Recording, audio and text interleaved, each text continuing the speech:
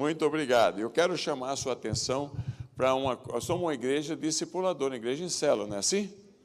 Então, na igreja discipuladora, todo mundo deve entender que tem um chamado. E o texto de hoje é um texto de chamado. É o texto de Êxodo, capítulo 3, é o chamado de Moisés. Chamado de Moisés, começando no verso 10. A gente vai acompanhando ao meditarmos.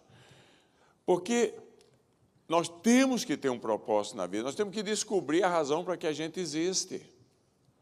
Existe um chamado universal na Bíblia para todos os cristãos. É o chamado da santidade. A Bíblia diz, sede santos como eu sou santo. Não tem jeito de você perguntar a Deus se Ele quer que você seja santo ou não. Porque Ele já falou, sede santos como eu sou santo. É um chamado universal na área da integridade cristã.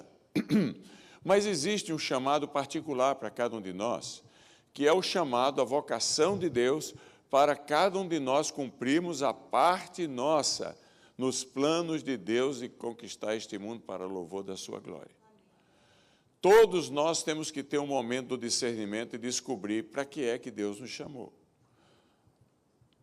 Porque é assim que Deus trata conosco, senão a gente passa o tempo em branco. Deus, soberanamente, age nas nossas vidas, preparando a gente para o futuro preferível dEle para nós, quando a gente nem tinha noção. Jeremias diz, o Senhor estava me preparando desde o ventre da minha mãe. Você já pensou que a família que você tem faz parte dos itens de preparo de Deus para que você cumpra o propósito dEle para a sua vida? Já pensou que a educação que você recebeu até hoje faz parte dos propósitos de Deus para que você cumpra os planos de Deus para a sua vida? Os amigos que você tem, os rolos de sua vida, os acertos da sua vida, tudo isso faz parte do propósito de Deus para a nossa vida. São chamados itens da soberania de Deus. Deus vai preparando a gente quando a gente nem percebe. Às vezes até o nome que o pai deu a gente e a mãe deu quando a gente nasceu faz parte desses itens soberanos de Deus de trabalhar na nossa vida. Até que um dia, numa situação qualquer das nossas vidas, em comunhão com Deus, em pensamento a respeito da vida, os propósitos da vida, a gente tem a luz do discernimento.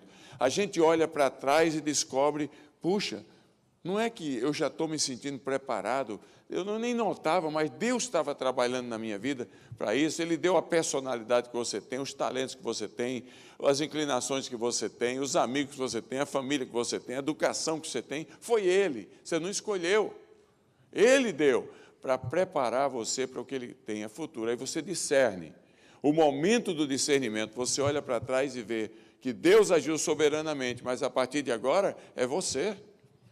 Aí você responde ao chamado, e você que olhou retrospectivamente para o que Ele preparou você, agora você olha para frente, o que é que você pode fazer para cumprimento dos chamados de Deus para a sua vida, para você não passar a vida em branco. Nesse chamado, Deus geralmente usa a igreja para nos convidar a desenvolver os talentos que Deus colocou na nossa vida. Numa igreja discipuladora isso é fácil, porque todo mundo tem que entender que é um chamado de Deus fazer discípulos. Mas, além do fazer discípulos, há algo particular. Se fosse só fazer discípulos, nós nunca teríamos hospitais cristãos, a universidade cristã, como que eu sou um dos diretores aqui, o NAIAC, não teríamos orfanatos, não teríamos creche, não teríamos cemitério, não teríamos ministério esportivo, há algo de Deus, além do fazer discípulo, que vai levar você a algo muito significativo para cumprimento dos propósitos de Deus na sua vida e no seu mundo. O texto de hoje fala disto, é Moisés. Moisés tinha 40 anos, quando Deus chamou Moisés pela primeira vez. Deus disse para Moisés, Moisés, eu vou levar você ao faraó, e você vai dizer, deixa meu povo ir para adorar. Deixa o meu povo sair do Egito. Você vai ser o condutor do meu povo para fora do Egito. 40 anos. Moisés cometeu um problema e um pecado, que é um pecado de muitos de nós. Moisés achou que a razão pela qual Deus o estava chamando para ser uma bênção, para libertar o povo do Egito, não era a bondade de Deus, mas era a capacidade dele, porque ele olhou para trás e ele disse, de fato, eu sou habilitado, porque eu fui educado, diz Atos capítulo 7, em toda a ciência do Egito. Eu escapei num como é que chama? Num cestinho, eu fui adotado por Hatshepsut, a filha de Ramsés II, que cuidou de mim. Ela, a rainha, princesa rainha, virou minha mãe adotiva, então é porque eu sou bom mesmo. Que petulância de Moisés. Moisés achou que a razão pela qual Deus queria usá-lo era ele, Moisés. Atos capítulo 7 diz que no dia seguinte ao seu chamado, ele viu um judeu brigando com um egípcio. O que é que ele fez com o egípcio? Matou. Aí o texto diz lá, na expectativa de que os seus irmãos o haveriam de reconhecer como bom. É um absurdo. A razão pela qual Deus usa você e a mim para abençoar outras vidas, para abençoar o mundo ao nosso redor, para fazer com que a coisa melhore e não piore.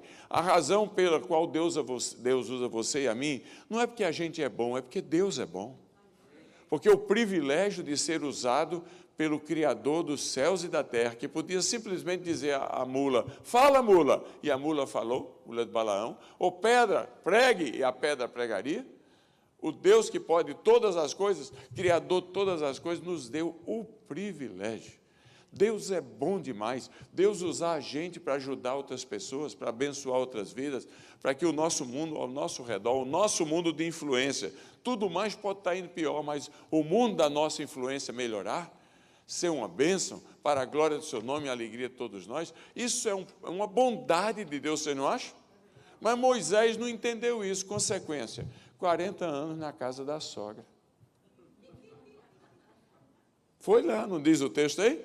Foi morar no Sinai, mas 40 anos na casa da sogra.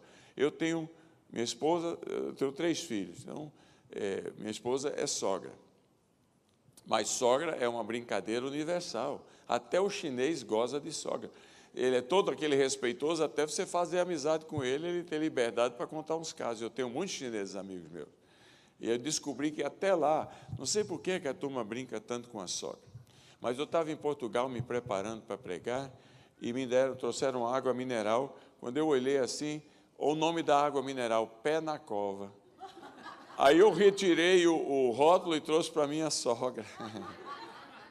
40, você sabe, a gente que é brasileiro, nós temos o privilégio de ter a capital mundial da sogra no Brasil. É no Paraná, é a cidade de Cascavel. Gozamos, é tudo brincadeira. Mas 40 anos na casa da sogra. Uma sogra e um sogro que deram para ele uma esposa chamada Zípora, que talvez fosse melhor se chamar de Víbora. Ela não permitiu nem que o menino fosse circuncidado. Ela não queria que Moisés se identificasse como judeu. Ela não queria saber de espiritualidade na sua casa.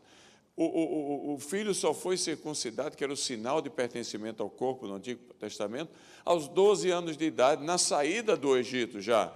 E quando Moisés, na marra, fez isso aí, aqui quem manda sou eu, e foi lá e fez, ela falou, marido sanguinário, está escrito na Bíblia. 40, toma, vai achar que a razão é você ver o que vai acontecer. 40 anos na casa da sogra, mas até ali a soberania de Deus estava presente, porque ele tinha que aprender os caminhos do Sinai, para depois levar o povo 40 anos depois. Passam-se 40 anos, agora Moisés tem 80, e Deus resolve chamá-lo uma vez mais. Agora, o problema de Moisés agora já não era a petulância, a soberba. Ele já não diz, eu sou o que sou bom demais. Agora o problema dele é a indisponibilidade. Porque Deus chega para Moisés e o convida para, o desafia, o chama, é o chamado dele para voltar ao Egito e tirar o povo do Egito, versículo 10. E Moisés parece muito comigo, e eu com ele, você também, porque diante do chamado de Deus, ele começa a arrumar todo tipo de desculpa. Vê se as desculpas de Moisés parecem com as suas, porque parece muito com as minhas.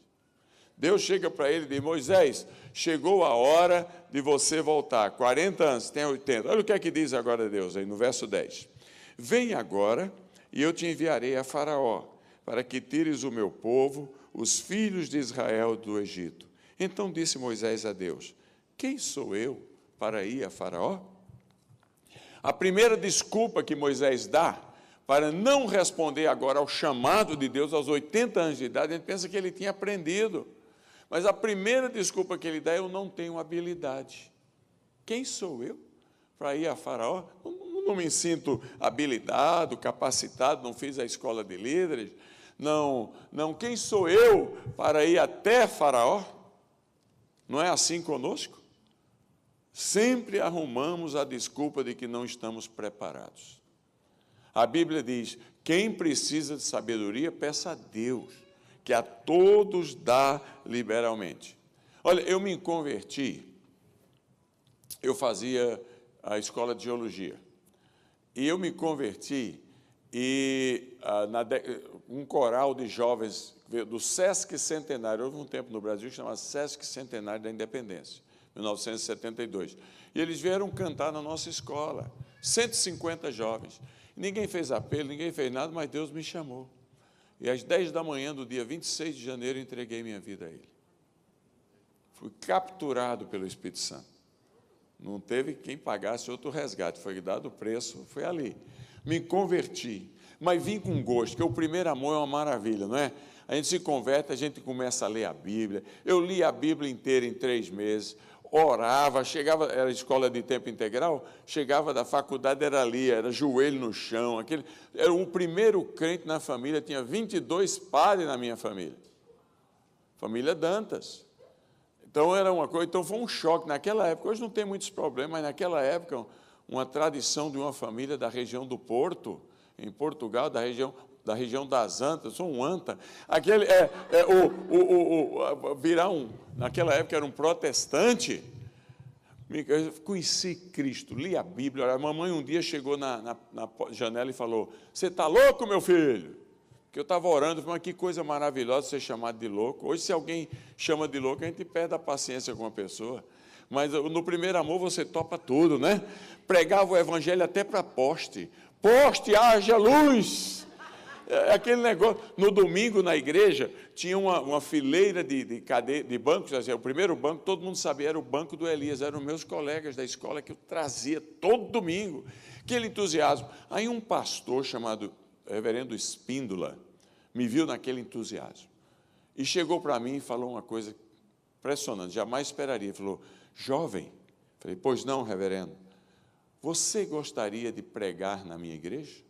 Eu sabia lá o que era pregar, mas vindo de um reverendo, eu já fui, no ímpeto, já falei: claro! Aí ele falou: então vamos marcar, daqui a um mês, primeiro domingo do mês seguinte, do mês que vem, você vai lá na minha igreja, você vai pregar, eu vou lhe dar 25 minutos. Falei: topo, está combinado. Naquele ímpeto, no culto foi uma maravilha, eu vou pregar, eu sabia lá o que era aquilo. Eu sei que quando eu cheguei em casa me deu até diarreia. Porque a psicologia diz que a primeira reação é o impulso, a segunda é a repulsa. Você já teve algum caso em que alguém chamou você para fazer alguma coisa e você disse: topo. Aí quando você chega em casa, você fala: meu Deus, quer que eu fui aceitar? Já teve ou não? Que onde eu estava com a cabeça, que eu disse sim. Isso foi comigo. Mas existe um negócio chamado autoimagem, amor próprio, aquela coisa. Eu falei: bom, já que eu disse, vamos embora. E já que eu vou ter que pregar, eu vou ter que saber o que é isso. Eu nunca frequentei tanta igreja na minha vida. Toda noite onde tinha culto, eu fui na Assembleia, na Metodista. Tinha uma metodista bonita lá que tinha 24 ventiladores e 6 pessoas. E era um vento dentro daquela igreja que você tinha que se segurar, senão você ia voar. E eles tinham culto na terça-noite. Havia a Batista, a Presbiteriana, a Assembleia. Eu ia toda noite, até no sábado à tarde eu comecei a ir na igreja adventista. Onde tinha alguém pregando, você não tem estilo, eu queria aprender. E tem pastor de todo estilo. Depois do tempo você desenvolve o seu. Tem pastor que prega, chega baba. Ele parece que está com raiva dos crentes. aquele indivíduo, você... E o crente, coitado, já entra de costa na igreja que vai levar a chicotada. Aquele negócio todo, e eu estava aprendendo. Então eu chegava em casa, quantos minutos o pastor me deu para pregar? 25. Eu chegava em casa, tinha lá um relógio, um espelho, e eu imitava aquele infeliz. Chegava para ver, que eu estava dizendo, era o estilo. Tem outros que quando pregam, parece que é aquele tão amoroso que você dorme. E fala, aquela palavra. Eu chegava em casa, finalmente, Deus me deu o texto da minha primeira pregação na vida, pública. Foi a Jeremias capítulo 9. Olha, memorizei palavra por palavra, marcando no relógio 25 minutos. E finalmente o glorioso dia chegou. O pastor havia dito que o culto era às 7h30. Eu pedi uma carona a meu irmão, de moto. E, olha, eu nunca fui bom com roupa. Eu tenho um problema sério de escolher cor. E minha esposa é quem me ajuda hoje. Mas eu vou dizer uma coisa, eu fui lá, era uma calça branca, boca de sino, camisa branca, gravata azul. Um missionário havia me dado, da Palavra da Vida, havia me dado um blazer, paletó, que era, só o blazer, que era de esponja, azul xadrez. Minha meia era Dancing Days. No Brasil tem isso, é aquela que a família simples, eu comprava uma meia que tem 7 cores. É assim, anel. Porque encaixa com 7 cores diferentes de calça. E o sapato era marrom, com a sola de borracha de pneu. Antigamente tinha isso. Em outras palavras, o cara convidou um pregador e ia receber um palhaço. E eu chego na igreja às 7h. Quantos minutos ele havia me dado para pregar? Eu vou ao banheiro 3 vezes. E quando a gente está no desconhecido, na excitação, assim, você dá uma diarreia, não é? 3 vezes. Finalmente, ele não havia me dito, era dia de Santa Ceia. Formal, igreja cheia. E o reverendo Espíndola começou o culto. Eu suando. Eu pesava 74 quilos. É uma vareta lá na frente. Ele falou assim, ele me deu 25 minutos, ele é muito prudente, falou, sei lá o que é que esse jovem vai falar. Ele cantou um hino às 7h30. Ele fez uma leitura bíblica. Ele orou e ele me passou a palavra às 7h38. Já estava pronta para a pregação às 7h38.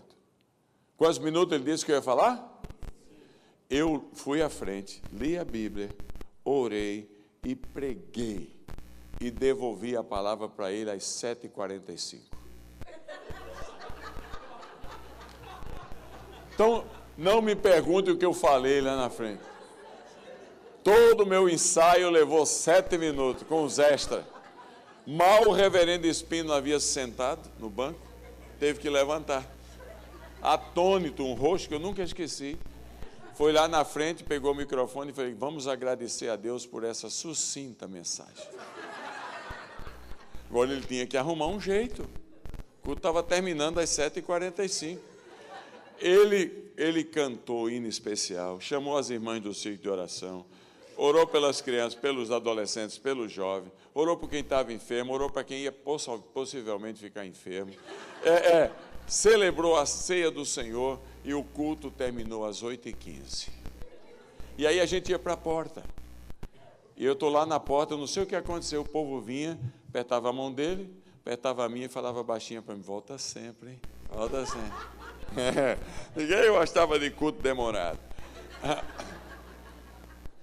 Sabe, irmãos, eu olho para trás assim, Deus hoje me dá a oportunidade de pregar, assim, 20 mil pessoas, não é todo dia, mas uma vez por ano, pelo menos, numa dessas grandes igrejas, a gente vai ao redor do mundo aí, e eu olho para trás e digo, só é possível isto hoje, porque um dia eu não disse não ao pequeno começo.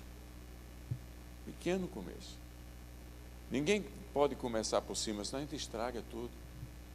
Deus quer formar Cristo na gente, para formar Cristo nos outros através da gente. Qualquer tarefa que você receba na igreja. Deus estava numa igreja e uma criança vomitou. Mas aquela melação, devia ter comido para caramba, porque vomitou. Lá vem uma senhora com um pano molhado. Ela limpa aquilo ali. Aquilo é tarefa ministerial. Tarefa ministerial não é pregar. É também, mas não é só. Tarefa ministerial é tudo que você faz para a glória de Deus, que formata Cristo em você. E aquela senhora que estava fazendo com tanta abnegação ali, eu não tenho dúvida se ela foi fiel no coração, foi para a glória de Deus. Quem sabe na próxima vez Deus vai dar 2 vômitos. Ou vai dar alguma outra coisa para ela fazer. Porque a vida cristã é assim, você vai de fé em fé, de glória em glória. Você vai crescendo devagarzinho. Porque se a gente começasse por cima, a gente destruiria a gente e destruiria os outros debaixo da gente.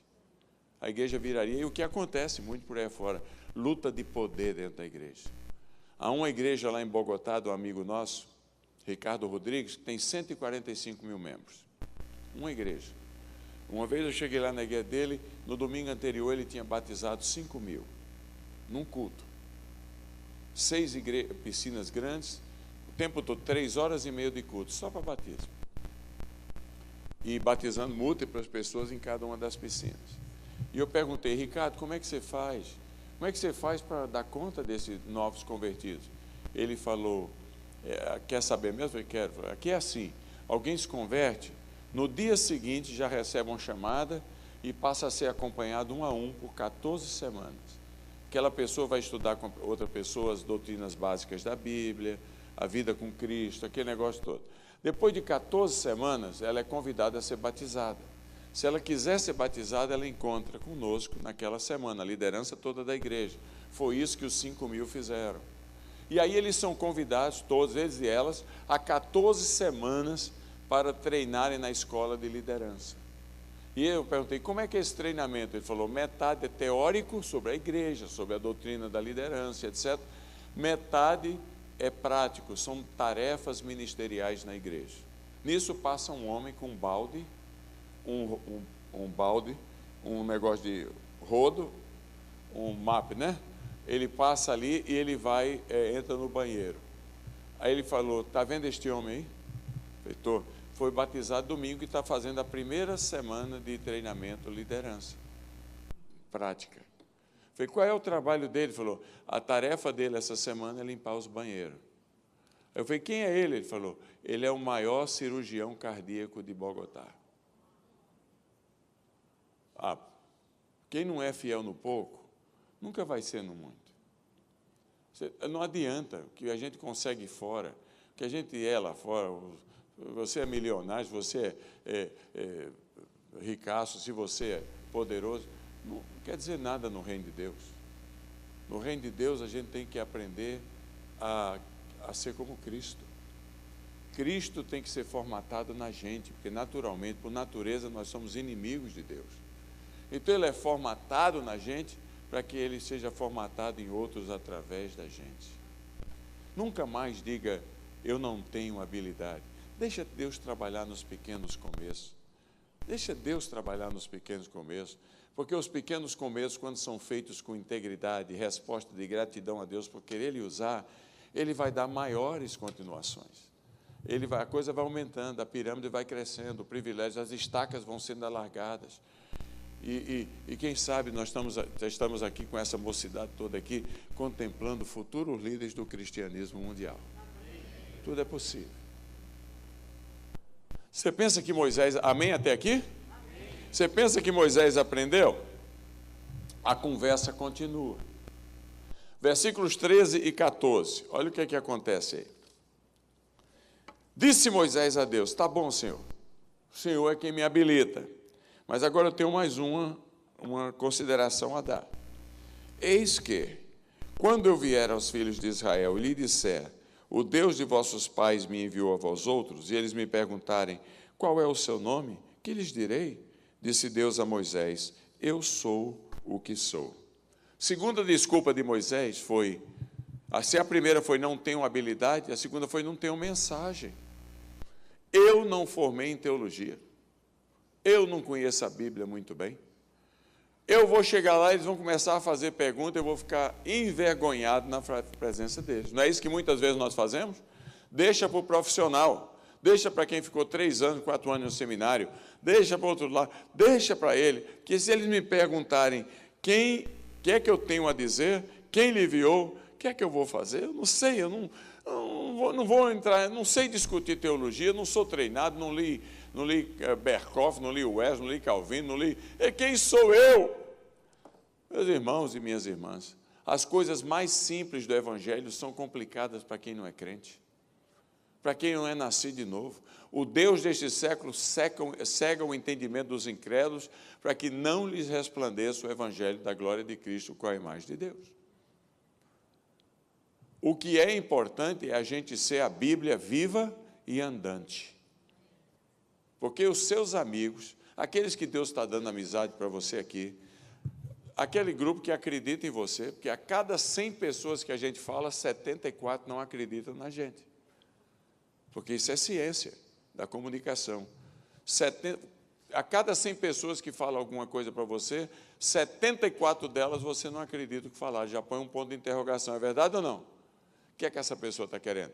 Mas tem 26 que acreditam, em média. Quem são essas? São a sua zona de confiança, seus amigos, de chegados, que jogam bola com você, gente que trabalha com você, gente sua família, pessoal que sabe a data do seu aniversário, gente que, quando você estava doente, foi visitar você, gente que você compra na padaria sempre, no açougue sempre. Você vai desenvolvendo relacionamento, colegas de trabalho, que sabem quem você é e acreditam em você.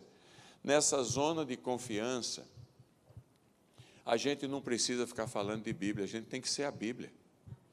Porque eles não conhecem a Bíblia. A única Bíblia que eles conhecem é a Bíblia andante, que é você. Agora, se a mensagem estiver uma porcaria, é melhor ficar calado. Eu lembro que quando eu fui ser pastor em Araraquara, alguém daqui sabe o que é Araraquara ou não? É uma cidade no interior de São Paulo, onde o calor é tão grande que é até Araraquara. E eu fui ser pastor em Araraquara. A igreja tinha tido 600 crentes, estava reduzida a 16. 3 pastores destruíram a igreja. Destruíram tanto que, quando eu fui abrir conta no banco, ia tudo bem. Até eles perguntaram, profissão, eu falei, pastor. Que igreja? Quando eu disse o nome, falou, dessa igreja aqui não abre conta, não. Olha o nível que estava. E como tinha sido uma igreja muito antiga e prestigiosa, muitos dos membros, filhos de crentes daquela igreja, tinham se transformado nos líderes dos centros espíritas da cidade. Obra maligna. 163 centros espíritas na cidade, 16 igrejas evangélicas. O centro espírita é o único lugar no Brasil que ainda tem escola dominical, para estudar, porque eles foram criados na igreja, para estudar o Evangelho segundo o Espiritismo. Araraquara, eu falei, é aqui que eu venho. Aceitei o desafio para ir para lá, ganhando nada, 16 crentes. E eu disse para minha esposa, nós vamos ganhar para Cristo os líderes dessa cidade, que é uma cidade muito rica. E eu disse, como é que nós vamos fazer isso? Aí eu jogava basquete, hoje eu não jogo, hoje o povo me joga. Mas naquela época eu jogava basquete e havia um clube na cidade muito rico chamado Araraquarense, onde a elite da cidade ia jogar, ia brincar. Falei, é ali que nós vamos. Mas quem é que ia aceitar como participante lá um pastorzinho de nada como eu? Falei, só tem um jeito, se a gente comprar um título de sócio. Mas como é que eu ia comprar um título de sócio se eu não tinha dinheiro? Só teve um jeito, eu tinha uma Brasília amarela. E não era das mamonas. Aí eu perguntei, minha esposa, que alguns conhecem, falei, Mélia, precisamos ganhar essa cidade para Cristo, vamos começar com os líderes. Você topa vender a Brasília e ficar sem carro? A gente fica sem carro, mas nós vamos comprar um título no Araraquarense, vamos frequentar lá de cabeça erguida? Vamos ser sócio remido? Ela falou, topo. Vendemos a Brasília, compramos um título lá. Por 2 anos eu jogava basquete com 10 top da cidade. Um deles, o Zé Cutralha, é 20% do suco de laranja do mundo. Vinha de helicóptero para o campo de futebol com medo de ser sequestrado com uma armada de metralhadora para proteger. E jogava basquete. A única coisa que eu fiz por 2 anos foi tentar ser a Bíblia. Alguém ficava enfermo, orava com ele, mas batia papo, não, sabe como é que é? Eu terminava lá, ficava. Depois de 2 anos, criei coragem de convidá-los para estudar a Bíblia. Terminou era no sábado, terminou lá o basquete, eu cheguei para eles, enquanto eles tomavam a cerveja deles, eu tomava lá o meu suco, o refrigerante. Aí eu cheguei para eles assim: vocês gostariam de estudar a Bíblia? Com medo danado de ninguém querer. Com quem? Comigo. Ah, tá bom. 7 deles toparam. Então, agora, fala gente estratégica no Brasil. Riquíssimo. O Alejandro da FMC, o povo que liderava só a Cutral, 18 mil empregados. Ele falou, topa. Eu falei, que bom. Marcamos primeiro estudo na casa de uma milionária que estava frequentando a igreja, a leiloeira do oficial do governo do estado de São Paulo, no melhor bairro da cidade. Marcamos para quinta-feira da semana seguinte. Voltei para casa de diarreia. Porque volta. Você não sabe o que é que eu vou estudar com esse povo. Não tenho mensagem que Moisés falou. Eles vão me perguntar o que é que eu vou dizer. Aí, depois de eu pensar, eu falei, vou estudar finanças à luz da Bíblia. Mas como é que eu ia estudar finanças se eu estava quebrado? Não tinha dinheiro para nada. Falei, esses caras aqui não vão me ouvir. Aí eu falei, quem sabe eu vou estudar relacionamento patrão e empregado, justiça social. Eu ia perder os amigos, ia perder o título do clube, eles iam dar um jeito de me mandar embora. Todos eles tinham rolo no recursos humanos. Falei, meu Deus, e agora? E a coisa foi passando, eu nervoso. Na quarta-feira eu chego em casa para almoçar, minha esposa estava preparando o material de escola dominical da classe de 7 anos de idade. Antigamente tinha um negócio pré-histórico chamado mimeógrafo. Alguém lembra de que é mimeógrafo? Era um cilindro, você comprava lá uma folha com carbono no meio, antigamente tinha um negócio chamado máquina de datilografia também, você ficava batendo com toda a força ali, datilografava o texto, arrancava o carbono, rodava aquele negócio, enchia de álcool embaixo na esponja e rodava a folha e saía degradê. Uma cor só, mas de vários tons, dependendo da quantidade de água que batia na folha. Aquilo era um mimeógrafo. E minha esposa estava preparando o material. Eu falei, que material que você está preparando para a escola dominical? Ela falou, estou preparando uma lição para a classe de 7 anos de idade. Eu falei, qual é? Ela falou, Conhecendo Jesus. É um livrinho da CEPAL. Eu falei, deixa eu ver. Ela lá, pergunta para as crianças de 7 anos, leia o texto e escreva a palavra que está faltando no espaço vazio. Eu sou, João 14,6, disse Jesus, eu sou o caminho, põe o caminho, ninguém vem ao Pai senão por...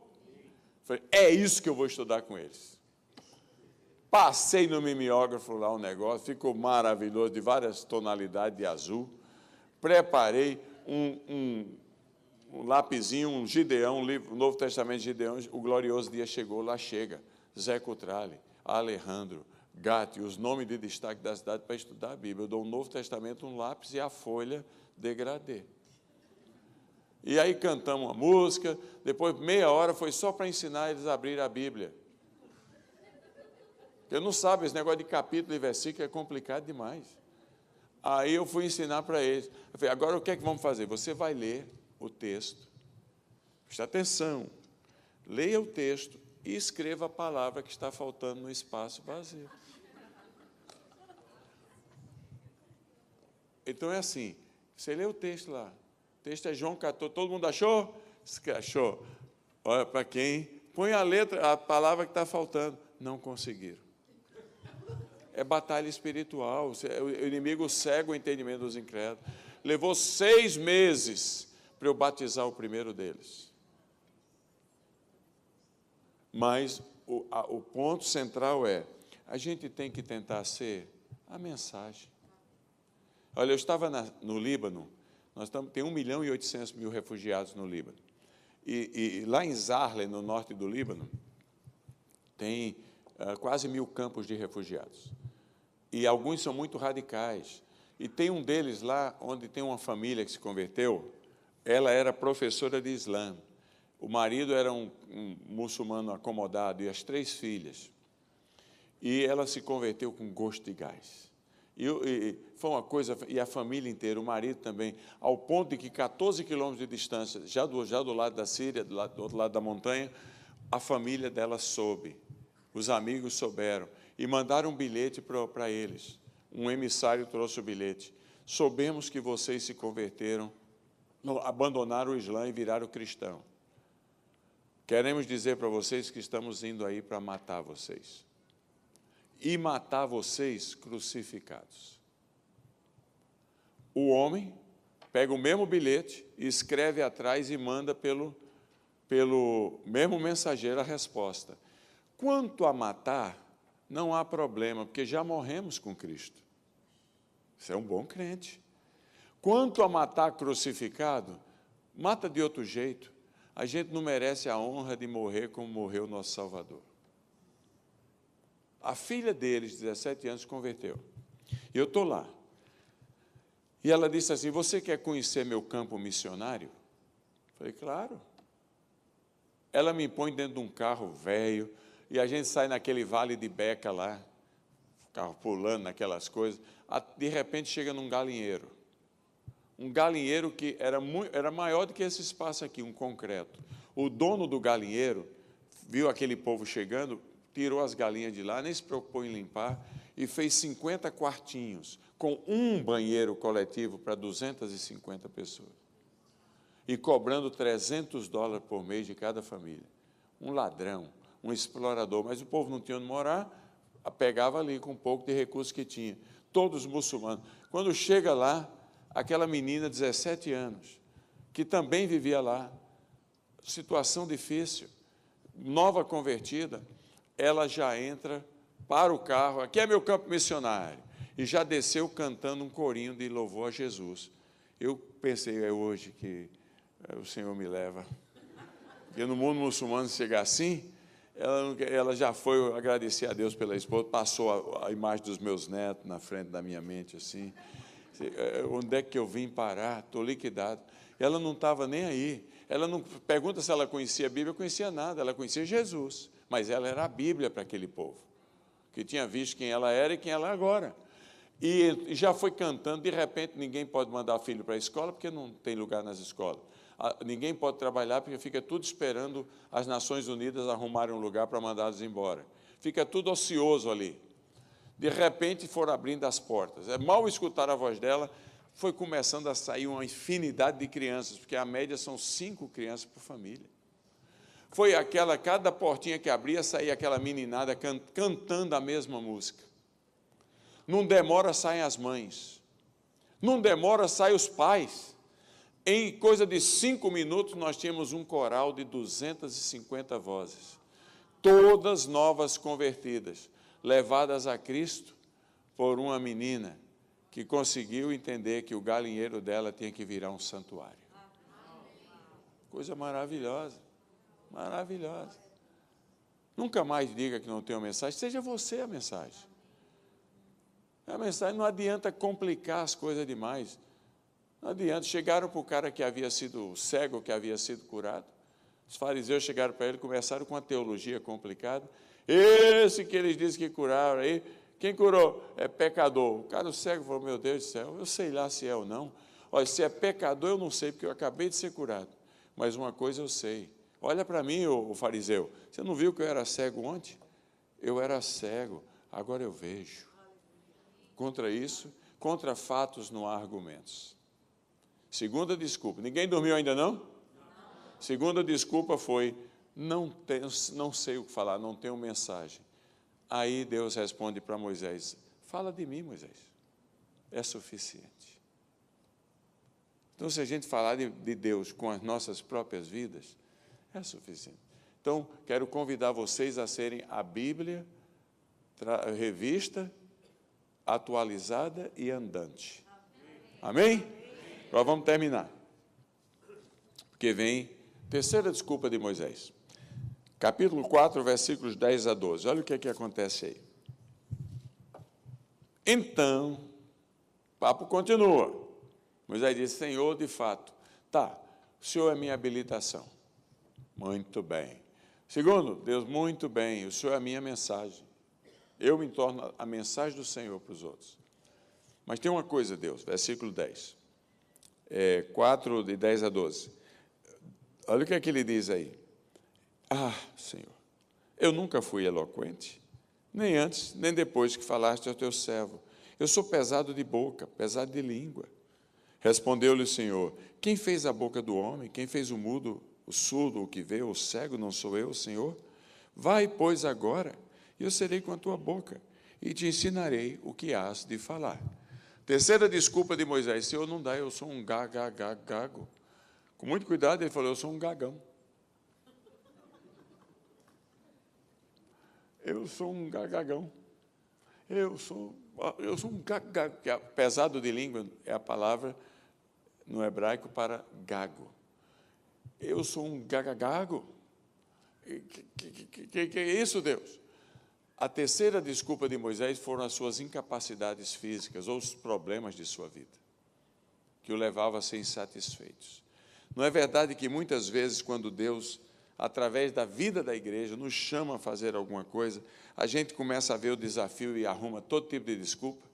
É a vista que está curta, é a barriga que está grande demais, é varize nas pernas, é dor no rim, é a memória que está curta, todo tipo de desculpa nós damos.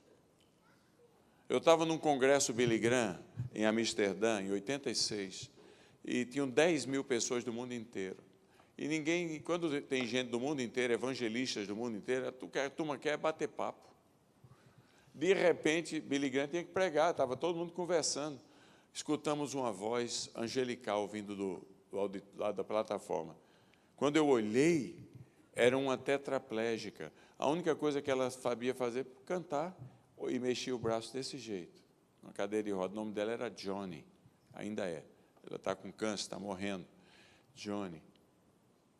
Quando todo mundo viu aquela voz e olhou, não demorou um minuto, você podia ouvir uma mosca voando. Todo mundo ficou profundamente impactado. Ela cantou, Billy Graham começa a pregar. Eu não tenho a mínima ideia do que o Billy Graham pregou, nem me lembro. Mas uma coisa eu não esqueço, havia lá um negócio desse aí de tripé, com umas folhas e uns copinhos com tinta e pincel em cada um. E empurraram a cadeirinha da Johnny para junto daquilo lá, e ela começou a pintar com a boca. Pegava o pincel com a boca, outra aqui, começou a pintar a mensagem do Billy Graham. No final, ela tinha pintado uma tela. Eu não sei o que Billy Graham falou, mas eu não esqueço aquela tela. A Johnny criou uma associação dos chamados Amigos de Johnny, já doou mais de 20 mil cadeiras para cadeiras de ajudar a pessoas deficientes no mundo.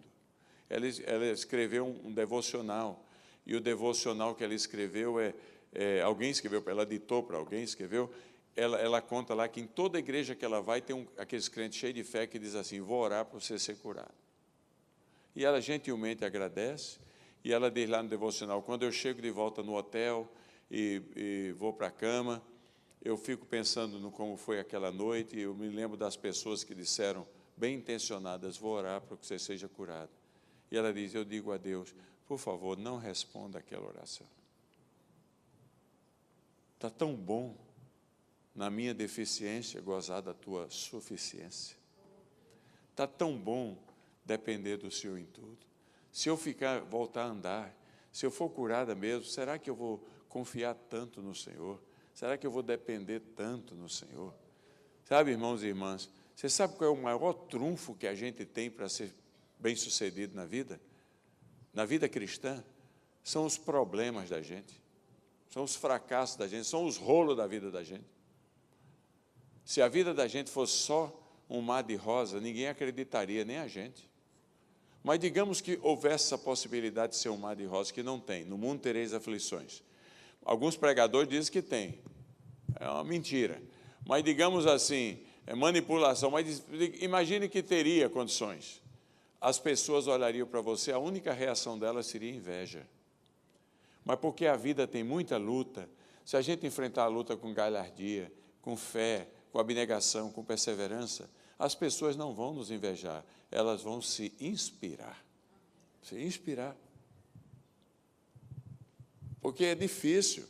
Eu tive paralisia infantil. Eu tenho um pé 40 e um 43. É barra, bicho. Tem uma mão menor do que a outra. Ainda bem que a barriga não fica um pedaço menor do que a outra.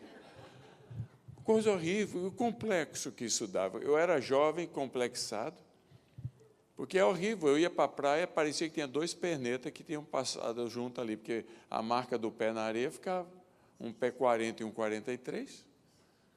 Comprava sapato, era horrível. Pato, patataf, pato, patataf.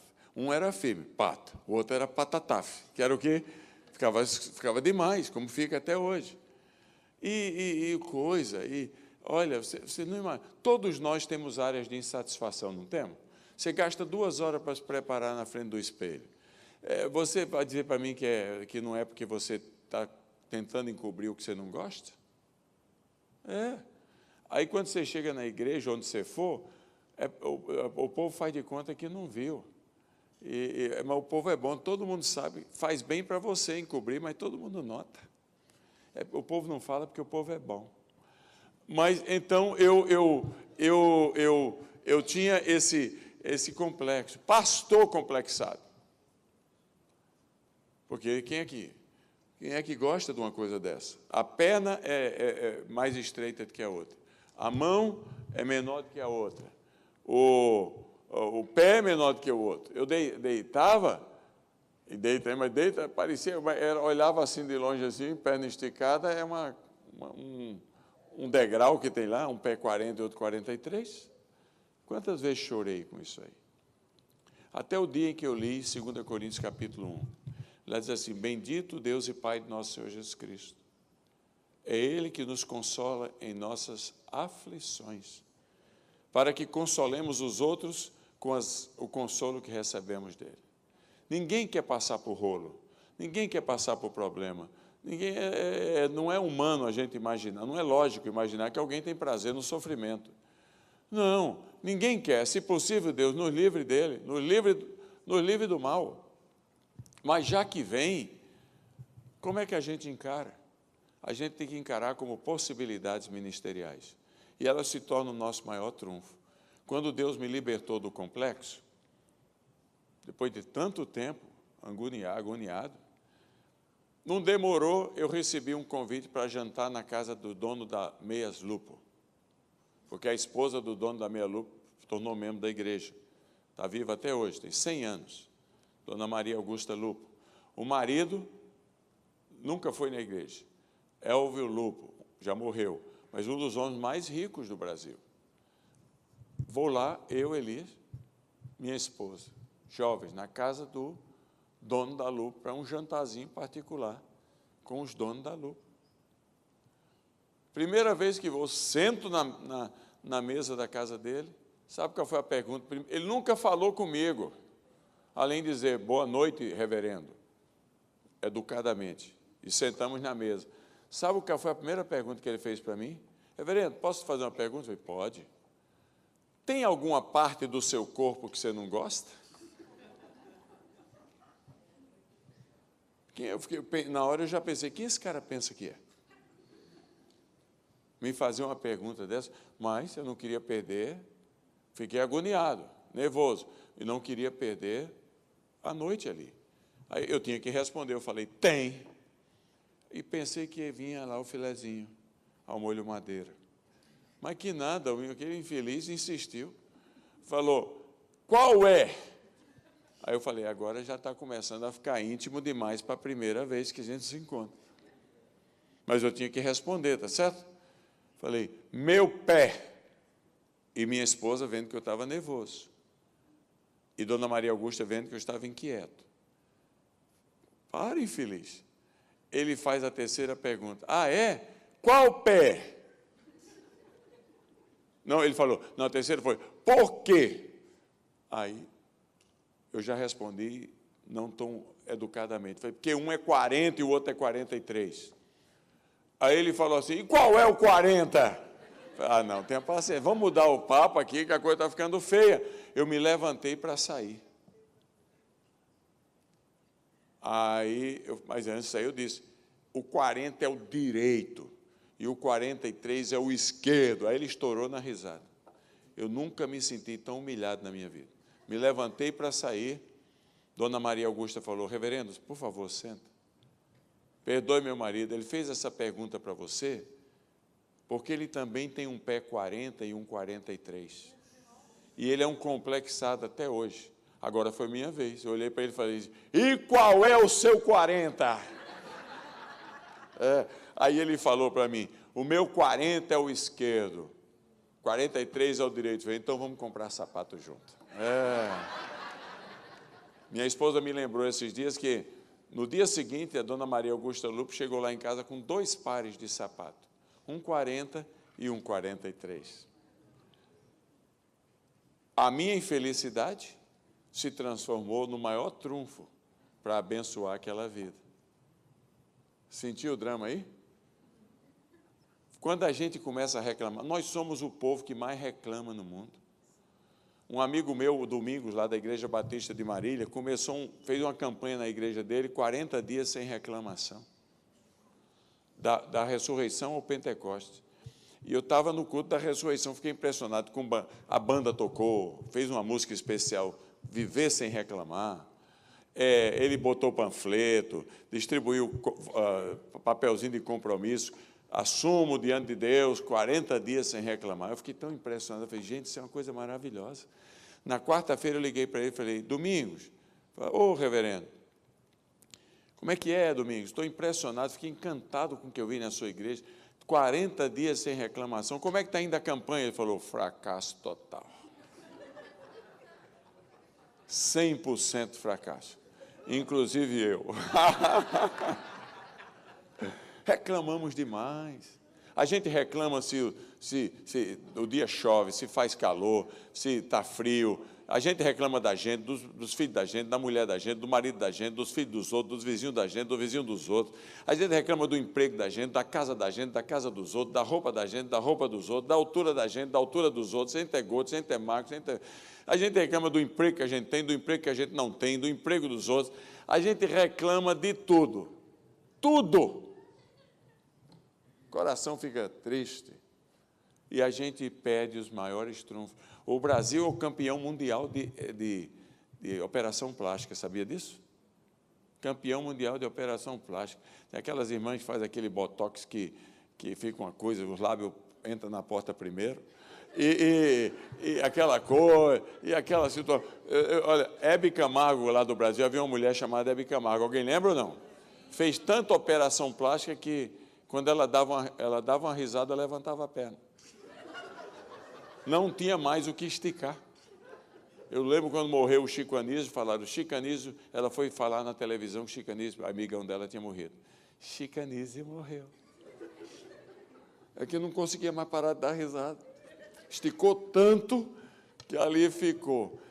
Reclamamos de tudo, essas são as nossas insatisfações, jogamos fora o nosso maior trunfo. Nosso maior trunfo. Quando o Peter Tanchi, meu amigo nas Filipinas, vou terminar aqui com ela, Peter Tanchi era um dos homens mais ricos das Filipinas. Converteu-se a Cristo e resolveu entregar as empresas dele para os filhos para ele poder começar uma igreja. Começou uma igreja 17 anos atrás, chamada Christ Commission Fellowship. 2 anos depois que começou a igreja, tinha 200 crentes. Um dia ele chega em casa e tinham 9 bandidos em casa. Amarraram a filha de 15 anos de idade. E quando eles chegaram, os bandidos amarraram ele e a esposa, tiraram a roupa da menina e por 1 hora os 9 monstros estupraram a menina por todas as maneiras possíveis. E ela gritava, pai, mãe, a esposa chama Deona, faz alguma coisa, me ajuda. E eles gritavam para os bandidos, aqueles monstros, abusa da gente, solta minha filha. Eles davam risada e abusavam a menina ainda mais. E saíram, depois de 1 hora, foram embora. Deixaram os 3 amarrados. Chegaram os outros membros da família, os soltaram. Peter Tanchi falou para mim, por 6 meses, a única coisa que eu quis na minha vida foi matar aqueles monstros. Contratei investigador, contratei matador profissional. Tinha que achar aqueles indivíduos. O ódio cuidou da minha vida, tomou conta. A minha filha ficou 6 meses sem sair de casa, envergonhada com o corpo, envergonhada com o que tinha acontecido, traumatizada. E aí a igreja que tinha 200 crentes foi reduzida a 12, porque quem só pensa em morte não tem vida para dar. E ele um dia chegou em casa e falou: Deona, a vingança nos consome, o ódio nos consome. Nós só temos uma opção: ou a gente mata esse indivíduo e se suicida depois, ou a gente perdoa esse indivíduo. Mas para perdoar a gente não tem condições, tem que ser Deus. Você topa pedir a Deus que ajude a gente, para a gente poder perdoar essas pessoas? E como Deus é socorro presente no dia da angústia, Deus os ajudou e eles perdoaram aqueles 9 homens. Foram na filha, falaram: filha, faz 6 meses que você não sai de casa. Você tem visto aqui, o papai e a mamãe também não pensam em outra coisa a não ser matar aqueles monstros. Hoje, papai e mamãe disseram: isso tem que parar. Ou a gente mata ou a gente perdoa. E pedimos a Jesus capacidade de perdoar, e perdoamos, filha. Faz 6 meses que você não sai de casa. Filha, só tem uma esperança para você. Ou você vai morrer definhando dentro desse quarto, ou, filha, você pede a Jesus, e Jesus vai lhe ajudar a perdoar. E ela falou chorando: pai, eu não sei como fazer, vocês me ajudam? E eles oraram com a filha ali, com muita dureza, e a menina perdoou os seus estupradores. Faz 19 anos, 2 anos atrás, eu a trouxe ao Brasil. Eu trouxe todos ao Brasil para um congresso de família, de líderes de Ministério de Família que a gente organiza regularmente no Brasil. E eles vieram e ela foi dar o testemunho, trouxe o marido dela, que é um comentarista da CNN. E ela, passado 19 anos, 17 anos, ela casou, ela é mãe de 4 filhos, ela formou-se em psicologia, e ela ganhou por 3 anos seguidos o título de melhor psicóloga das Filipinas para tratamento de mulheres abusadas sexualmente. É o Evangelho.